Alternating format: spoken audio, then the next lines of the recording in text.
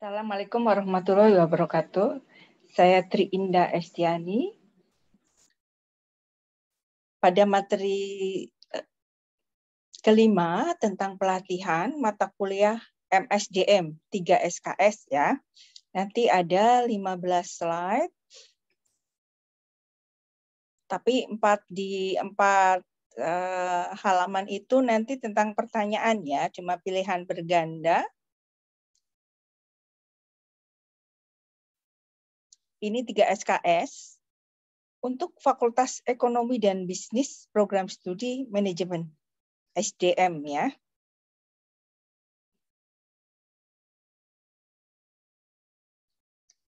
Capaian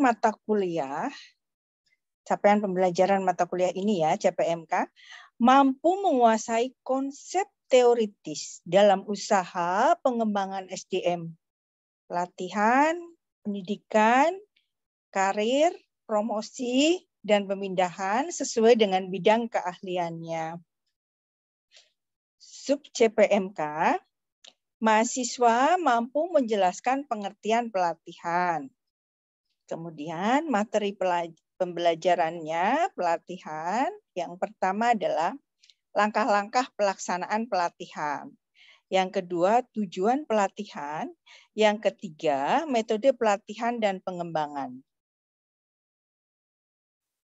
Pengertian pelatihan menurut Rifai. Pelatihan adalah proses secara sistematika mengubah tingkah pelaku pegawai untuk mencapai tujuan organisasi. Pelatihan menurut Shimamura adalah proses pembelajaran yang melibatkan perolehan keahlian, konsep, peraturan, sikap untuk meningkatkan kinerja karyawan. Pengembangan sumber daya manusia dengan pelatihan. Pengembangan sumber daya manusia yaitu mengacu pada karir seseorang pegawai dalam suatu organisasi. Karir adalah perkembangan jabatan dan pangkat secara individu yang dapat dicapai selama masa kerja di dalam suatu perusahaan. Pengembangan sumber daya manusia pada prinsipnya adalah untuk merencanakan dan membina perkembangan karir tiap karyawan yang berkecimpung di dalam perusahaan. Ini menurut si Hotang, keberhasilan karir seorang dipengaruhi oleh faktor pendidikan formal, pengalaman kerja, sikap atasan yang membinanya, prestasi kerja, bakat pekerjaannya, adanya lowongan jabatan yang lebih tinggi, loyalitas kepada organisasi. Keberhasilan karir seorang pegawai dipengaruhi oleh pengetahuan, sikap, dan meningkatkan keterampilan. Peningkatan keterampilan dapat dilakukan dengan adanya pelatihan yang diadakan oleh perusahaan. Pelatihan akan berhasil jika proses mengisi kebutuhan pelatihan yang benar. Agar pelatihan dan pengembangan dapat berjalan sesuai dengan rencana dan mencapai tujuan yang diinginkan, langkah-langkah yang harus dilakukan menurut Rifai sebagai berikut. Penilaian kebutuhan, suatu diagnosa untuk menentukan masalah yang dihadapi saat ini dan tantangan di masa mendatang yang harus dapat dipenuhi oleh program pelatihan dan pengembangan. Tujuan pelatihan dan pengembangan. Tujuan pelatihan dan pengembangan harus dapat memenuhi kebutuhan yang diinginkan oleh perusahaan serta dapat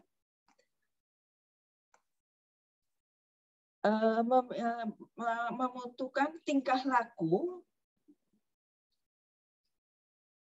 yang diharapkan serta kondisi bagaimana hal tersebut dapat dicapai. Tujuan yang dinyatakan kemudian menjadi standar kinerja individu dan program yang dapat diukur ya. Dasar penyelenggaraan pelatihan ya. ini ada rencana harian, perencanaan unit pembelajaran, perencanaan suatu pembelajaran. Materi program disusun dari estimasi kebutuhan dan tujuan pelatihan.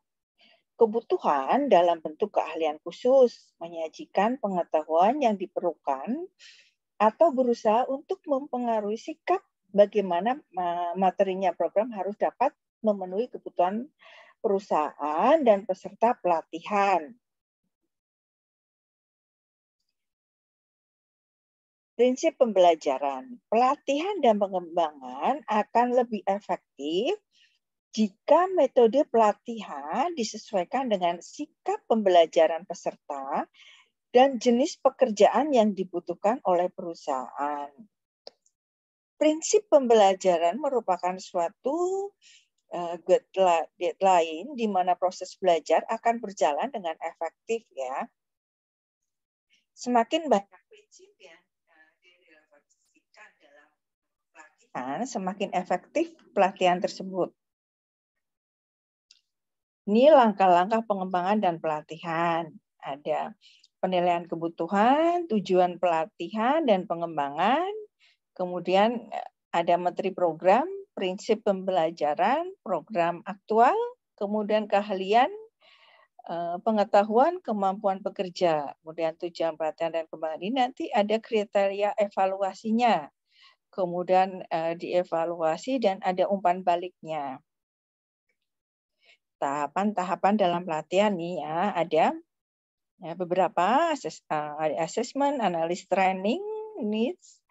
Ini kalau assessment ini kalau biasanya ada, kalau sering juga dipakai untuk kenaikan pangkat ya. Misalnya dari eselon 4 ke eselon 3, eselon 3 ke eselon 2. Eselon 2 ke eselon 1 juga ada assessment juga.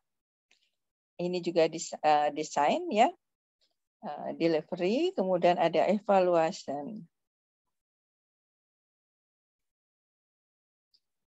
Metode pelatihan dan pengembangan sumber daya manusia. Metode pelatihan yang dipilih harus disesuaikan dengan jenis pelatihan yang akan dilaksanakan dan yang dapat dikembangkan oleh perusahaan. Berikut adalah metode pelatihan dan pengembangan sumber daya manusia yang bisa dilakukan dalam suatu perusahaan. On the job training ya, pelatihan dengan instruksi pekerjaan sebagai suatu metode pelatihan dengan cara para pekerja atau calon pekerja ditempatkan dalam kondisi pekerjaan yang real di bawah bimbingan supervisi atau pegawai yang berpengalaman. Metode ini tampak sederhana apabila tidak ditangani dengan tepat. Beberapa permasalahan akan timbul seperti kerusakan mesin produksi, ketidakpuasan konsumen yang menyebabkan banyaknya keluhan yang masuk atau bahkan bisa ditinggalkan konsumen ya. Kesalahan dalam melakukan filling dokumen dan lain-lain. Untuk mencegah timbulnya masalah tersebut, pembimbing harus dipilih secara selektif ya.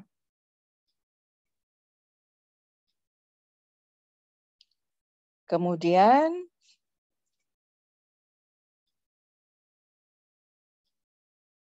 ada rotasi ya, rotasi kerja sering dikaitkan dengan pekerja yang digaji berdasarkan jam kerja. Ini dapat digunakan untuk jenis pekerjaan lainnya dalam suatu perusahaan. Masing-masing program memberikan kesempatan kepada para pekerja untuk mengalami berbagai penugasan. Di antara pekerjaan dengan bayaran per jam, rotasi menjadi cara yang efektif untuk melatih dan cukup fleksibel ya bagi manajemen dalam membuat penugasan, di antaranya pekerja manajerial, teknik, dan profesional. Rotasi dapat memberikan perspektif lebih luas, bahkan pengembangan kemajuan karir. Kalau PNS itu 4 tahun sekali ya, kalau ke kepala cabang atau branch manager itu biasanya juga 4 tahun sekali. Kalau PNS malah dipindah ya. Pindah ke luar kota nggak bisa nolak. Kemudian magang sama dengan latihan karena magang berusaha memberikan contoh bagi peserta. Magang melibatkan pembelajaran dari pekerjaan yang lebih berpengalaman dan dapat ditambah dengan teknik of the job training. Banyak perusahaan menggunakan model pelatihan karena kurang resmi dibandingkan magang. Juga karena lebih sedikit sesi ruang kelas dan diadakan bila diperlukan dan bukan program yang dirancang dengan cermat. Partisipasi, umpan balik, dan transfer pekerjaan lebih tinggi dalam bentuk belajar ini ya. Penugasan ke gugus tugas membantu mengembangkan pegawai dalam cara yang sama seperti magang dan latihan. Kemudian ceramah kelas dan presentasi. Video metode ini hanya memberikan komunikasi daripada memberikan model atau contoh. Ceramah adalah metode terkenal karena menawarkan sisi komunikasi dan material perusahaan, tetapi partisipasi, umpan balik, transfer, dan repetisi sangat rendah. Umpan balik dan partisipasi dapat meningkat ya dengan adanya diskusi selama ceramah. Kalau perbankan ini ada kayak Mandiri ada university ya, ada pelatihannya sebenarnya. Di tiap bank ada pelatihan melalui metode ini.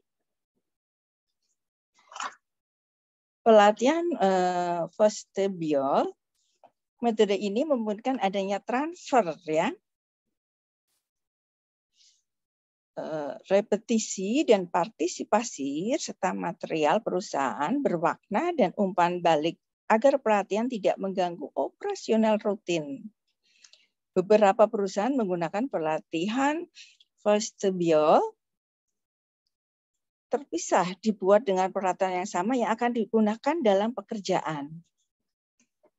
Kemudian permainan peran dan perilaku. Permainan peran adalah alat yang mendorong peserta untuk membayangkan identitas lain. Idealnya mereka harus melihat diri mereka.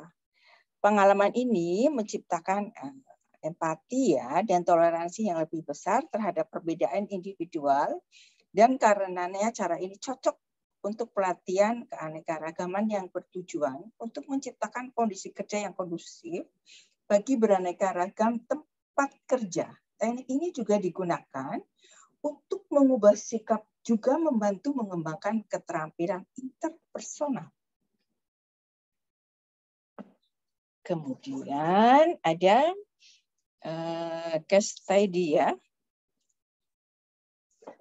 Metode kasus adalah metode pelatihan yang menggunakan deskripsi tertulis dalam permasalahan real yang dihadapi oleh perusahaan. Manajemen mempelajari kasus untuk mengidentifikasi dan menganalisis masalah, mengajukan solusi, memilih solusi terbaik, dan mengimplementasikannya. Seorang instruktur, pembimbing yang baik, ada yang dapat melibatkan semua orang untuk mengambil bagian dalam pengambilan keputusan. Peserta pelatihan mempelajari suatu kasus yang bersifat real dan tindakan lain yang timbul dalam keadaan seperti itu. Selain mempelajari kasus, peserta dapat mengembangkan keahlian-keahlian dalam pengambilan keputusan. Pelatihan ini menunjukkan bahwa teknik ini sangat efektif untuk pengembangan keahlian penyelesaian masalah ya.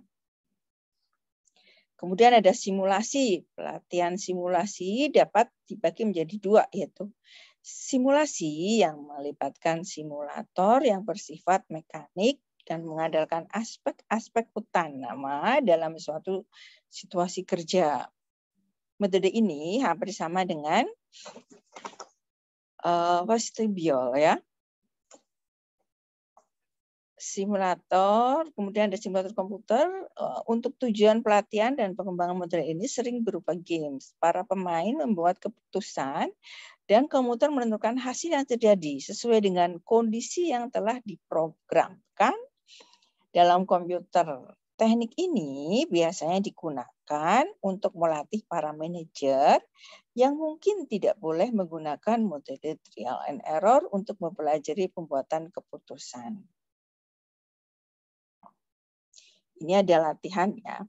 Cuma nanti kalau misalnya ada diskusi atau yang biasa aja, yang jangan menggebu-gebu gitu. Soalnya nanti kelihatan gitu loh. Yang biasa aja gitu. Ya, nggak yang aktif banget, tapi yang nggak pasif banget gitu. Ini pertama, proses pembelajaran soal ini ya, nanti ada 10.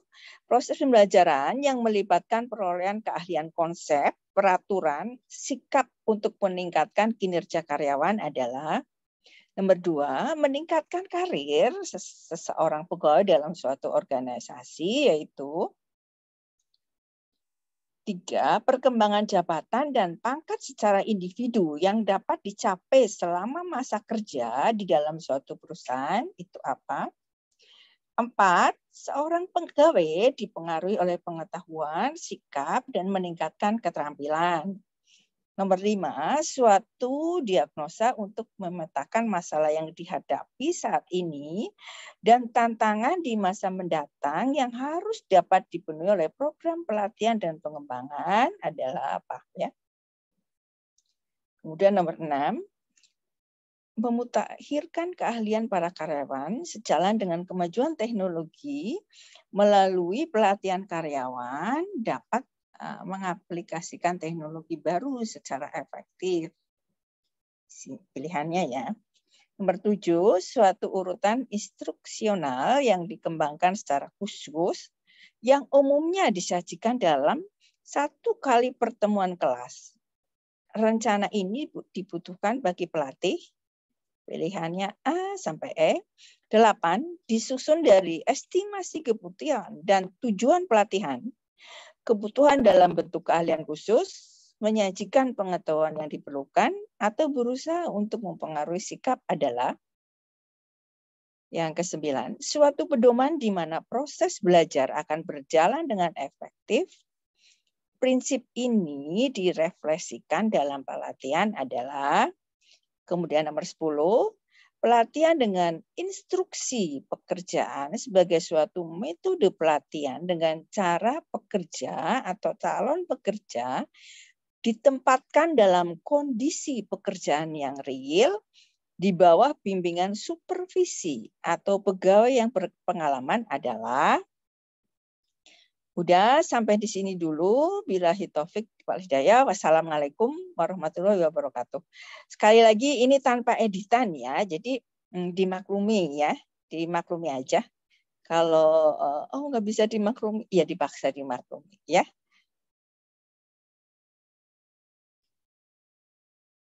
Ini sampai ketemu nanti pelatihan dan UTS ya.